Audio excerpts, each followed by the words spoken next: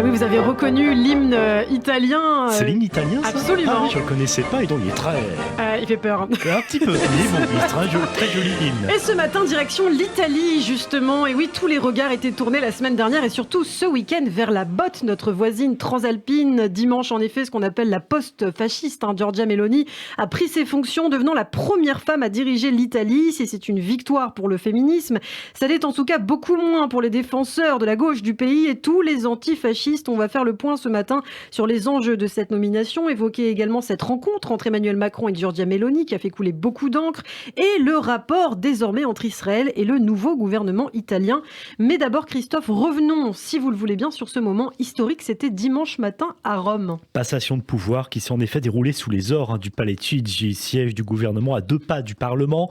Le Premier ministre sortant Mario Draghi a passé le flambeau à sa successeur, lui souhaitant la bienvenue et en lui remettant la fameuse clochette d'argent. Vous savez, qui est utilisée par le président du Conseil pour réguler les débats en Conseil des ministres. Mario Draghi s'est ensuite entretenu en privé avec Giorgia Meloni pendant plus d'1 heure. Précisons que cette passation de pouvoir s'est déroulée 1 siècle très exactement, ce n'est quand même étonnant, après l'arrivée au pouvoir de Mussolini, donc en 1922, dont Giorgia Meloni fut une admiratrice. On a effectivement beaucoup entendu parler d'elle, Giorgia Meloni, âgée de 45 ans, qui se retrouve donc à la tête du gouvernement le plus à droite du pays depuis la naissance de la République italienne en 1946. Giorgia Meloni a ainsi remporté les élections législatives italiennes du 25 septembre dernier, réussissant de facto à dédiaboliser son parti, le Fratelli d'Italia. Et concrètement, elle dispose désormais de la majorité absolue à la Chambre des députés et au Sénat, puisqu'elle a le soutien timide, on y revient, de 2 gros partenaires de la coalition. D'un côté, le dirigeant populiste de la Ligue anti-migrants, Matteo Salvini, et le chef déclinant de Forza Italia, Silvio Berlusconi, 2 hommes qui rechignent toutefois à accepter l'autorité de Meloni, dont le parti a remporté 26% des voix aux élections, contre seulement 8% pour Forza Italia et 9% pour la Ligue. Coup dur donc pour ces ténors de la politique d'accepter aussi peut-être l'autorité d'une femme. D'ailleurs, les médias se sont fait l'écho de multiples passes d'armes entre les 3 dirigeants sur la répartition des postes au Parlement et au sein du gouvernement. Les choses sérieuses commencent donc pour la Première ministre qui devra veiller à l'unité de sa coalition, Christophe, très fragile, surtout en ce qui concerne bien sûr les grands dossiers internationaux. Elle-même atlantiste, favorable au soutien de l'Ukraine face à la Russie, la nouvelle Première ministre a en effet dû affronter cette semaine les propos polémiques de Silvio Berlusconi qui a affirmé avoir renoué avec Vladimir Poutine et a imputé à Kiev la responsabilité de la guerre. Des déclarations qui ont obligé la nouvelle chef du gouvernement à rectifier le tir en affirmant que l'Italie faisait pleinement partie, et la tête haute, de l'Europe et de l'OTAN.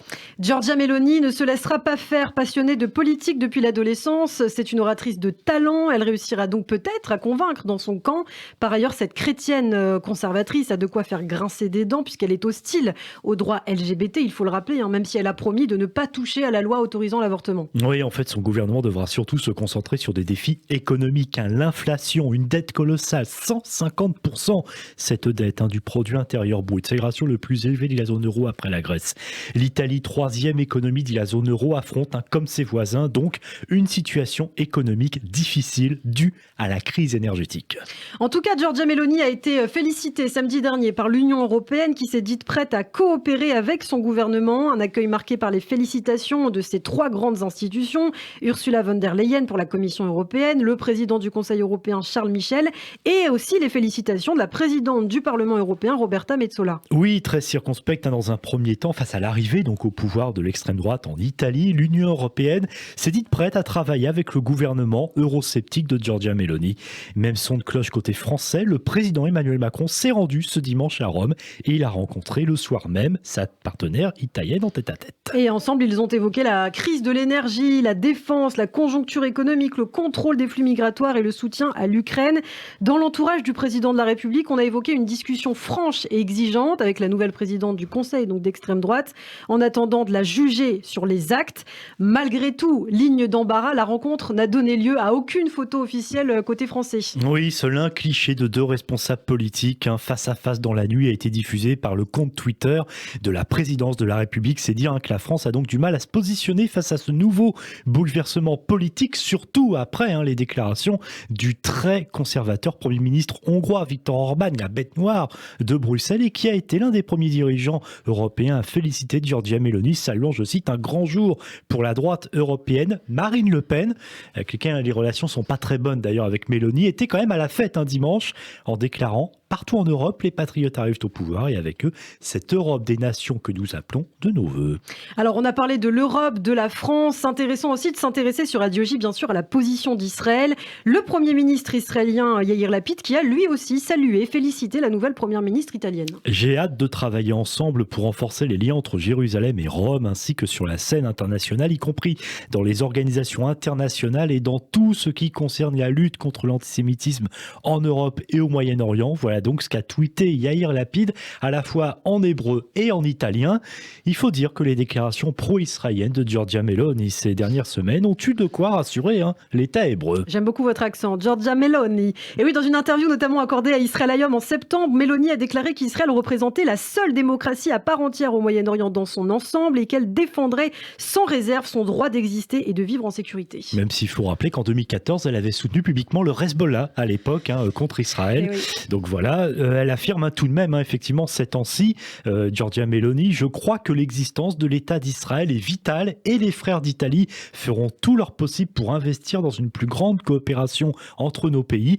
Elle a également répondu aux critiques autour de son parti, affirmant que le fascisme a été consigné à l'histoire il y a des décennies et condamnant, je cite, sans ambiguïté le nazisme et le communisme et les lois anti-juives ignominieuses. Enfin, Giorgia Meloni a dit s'opposer avec fermeté à toute dérive antidémocratique. On pourrait dire dans ces cas-là, il en a dont acte. Maintenant, on va voir ce qu'il en est. Absolument, on verra. Tout cela reste à prouver. Le bon comportement de Giorgia Meloni en Europe. En tout cas, on aura l'occasion d'en reparler sur cette antenne. Merci beaucoup Christophe. Tout de suite, c'est l'essentiel de l'info.